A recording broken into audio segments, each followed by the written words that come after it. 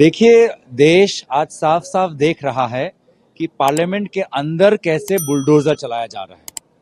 ये कुछ नहीं है, ये विरोधियों को रोंगने का ये एक प्रक्रिया है, विरोधियों को कुचलने का एक प्रक्रिया है और सिर्फ अमित शाह जी को उनके विफलताओं को बचाने के लिए एक बुलडोजर चला रहे हैं विपक्ष पर, जनप्रतिनिधियों पर और जनता के अधिकारों पर। वो मूल अधिकार जो सवाल उठाने का जो मूल अधिकार है, संविधान की जो मूल अधिकार है, उन अधिकारों पर आज रोंगने का काम भाजपा कर रही है। तो किस तरीके से चलेगी संसद पे? 40 से ज्यादा संसद चलाने के उद्देश्य से वो सत्ता में नहीं आए हैं।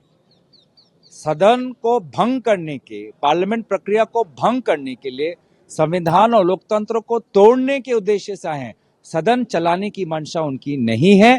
सदन नष्ट करने की उद्देश्य और मंशा से वो आज सत्ता में आए हैं। ऐसी तानाशाही नहीं चलेगी, ना देश को कबूल है। प्रजातंत्र पे चल रहा है, जनता के भरोसे पे इनको ये जो मैंडेट मिला है वो मिला है। मैंडेट इसलिए मिला क्योंकि आपने राष्ट्रीय सुरक्षा को एक अहम मुद्दा माना।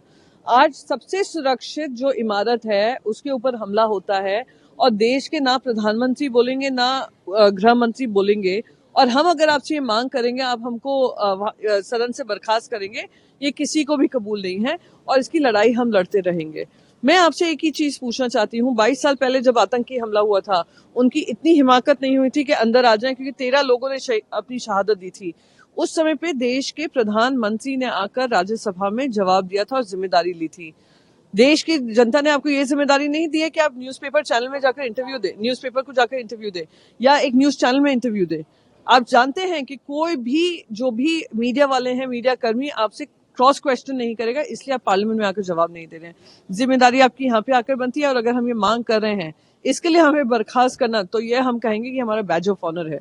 यहाँ लगता है कि टीवी में बोलना, बाहर बोलना, ये सरकार को और सत्तारूढ़ पार्टी के लोगों को, चाहे वो पीएम हो, एचएम हो, जो भी हो, उनको आसान लगते हैं, सहज लगते हैं, लेकिन सदन में आकर खड़े होकर कुछ बोलने में वो डरते हैं। इसलिए उनको ये लगा कि बहुमत की बाहुबली को डंडा घुमा के सबको ठंडा कर देंगे, विपक्ष की जुबान को बंद कर देंगे, तो इसलिए वो ये करके दिखाया। मेरी एक सलाह है मोदी जी को, ये सारा ढोंग छोड़ दें, लोकतंत्र का, सदन का, सत्र का, संसद का, बंद करें ये सब और अपनी तानाशाही चलाएं। क्योंकि असलियत ये है कि हर वो व्यक्ति जो अपनी लोकतांत्रिक ड्यूटी निभाते हुए लोकतंत्र के मंदिर में सवाल पूछेगा, उसको निलंबित किया जाएगा।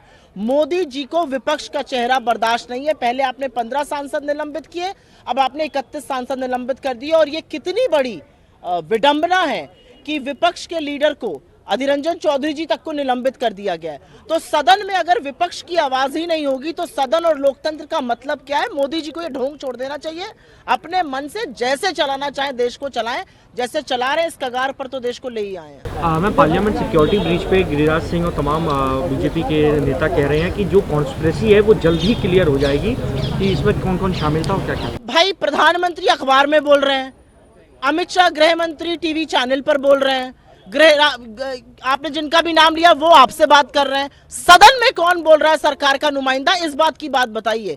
अगर ब्रीच हुआ है तो उसके बारे में वक्तव्य दें, अगर नहीं हुआ है इतना सीरियस ब्रीच तो यूएपीए क्यों लगाया?